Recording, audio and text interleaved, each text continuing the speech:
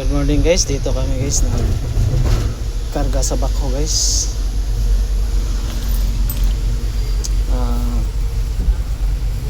Unload equipment pala to, loading equipment. Ito tayo, kinarga natin sa loading. 0-0 talaga yung allowance guys, 0-0 talaga guys. Sa mga beginners dyan, mahirap din to pag pag nagkarga ng backhoe guys. Yung iba nga nalalaglag, hirap hindi. Pero yung mga veterano, nasisiyo na lang to sa mga veterano. Pero ito 0-0 talaga guys, maliit yung ship loading natin guys. Yung backhoe natin is to 20 to Bilko. Yan guys, kunti lang yung bang guys, 0 talaga guys. Saka doon sa kabila guys, 0 talaga guys. Hindi basta-basta maging operator din guys. Pag dito guys, tagal guys, lipat-lipat. Hindi basta-basta, mahirap din to. Yung iba nga natatakot pag pag kinakarga yung mga backhoe nila, sinasakay, natatakot na yung iba. Yes.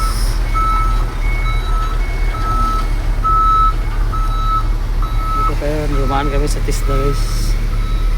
Dito ako nag-driving guys. Lumana tayo sa division ng Siargao, Barangay Isminya. Guys, bago tayo sa sectoring kasi walang rampa.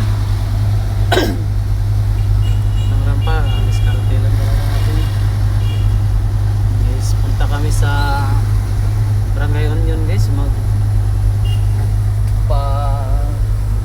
papakondisyonin daw to yung mga maluwag na kasi yung kuha niya guys, kaya maingay guys. Yung shafting niya maluwag, wang na siguro yung sa may papalitan daw. Saka yung mga fittings pala nito, yung mga track pad niya maluwag na rin, kailangan ng fittings palitan kasi pag naggrasa ka hindi pumapasok yung grasa sa fittings niya. Papalitan na talaga ng fittings dito sa may backpad. Yan guys, maulan pala ngayon guys.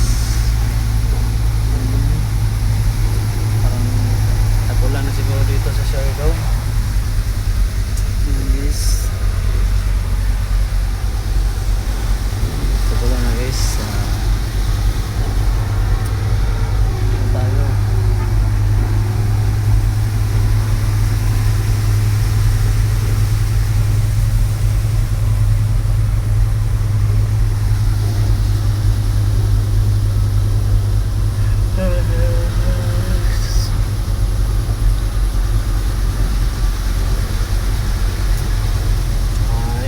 natin dito guys. Pag ganito guys, yung wire lang talaga guys, papantayan guys. Kailangan bantay ka talaga sa wire pag sumabit yung kuha natin guys.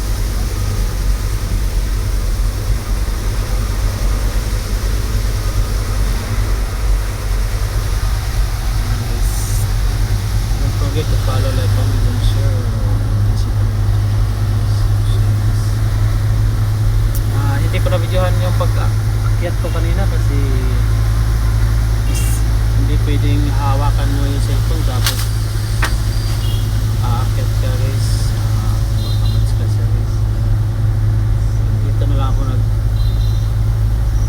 guys, dito lang ako nagpito guys. Nakabasta lang kasi pag aakyat hirap, may hawak ang cellphone saka aakyat ka, hirapan ka talaga.